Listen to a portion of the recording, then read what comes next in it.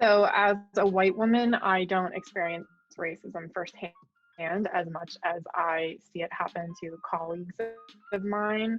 So, I think it's really important as an ally to listen, whether it's, being on Slack channels where people of color are speaking, or just like being in the room and being available where somebody can feel comfortable talking to you about what their experience is. I see it as part of my role is to make sure I'm aware of what's happening and to amplify the voices of people who might not feel comfortable speaking up at the workplace themselves. So I often listen to experience of my Black, Asian, and Hispanic colleagues and then fight for their needs when my privilege can give me a platform to do so. So one examples of this is like I know several people at my company who have been passed over for promotions where they have seen a white colleague who's equally capable or potentially done less work been promoted. And when they fought for that promotion, people have said, oh, well, we thought this person was better for the job, but it wasn't clear why. And so then in town hall, leadership is asking, like, well, what can we do to make this workplace a safer place for people of color? And people of color are afraid sometimes to speak out because they don't to necessarily be singled out or kind of blamed.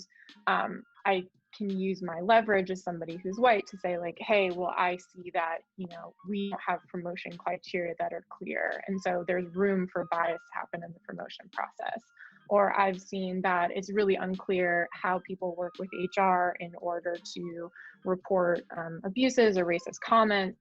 And so I'm unclear how that would happen. And so I would only imagine that my other two. So I see it really as my role to kind of listen, hear from people what they need from me, and to have them dictate to me how I can use my position to amplify them and their voices.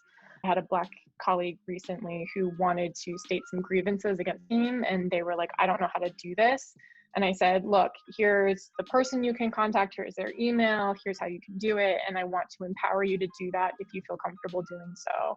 And if you don't feel comfortable doing so, I feel comfortable saying this on your behalf, just like you have to put yourself in the line of fire.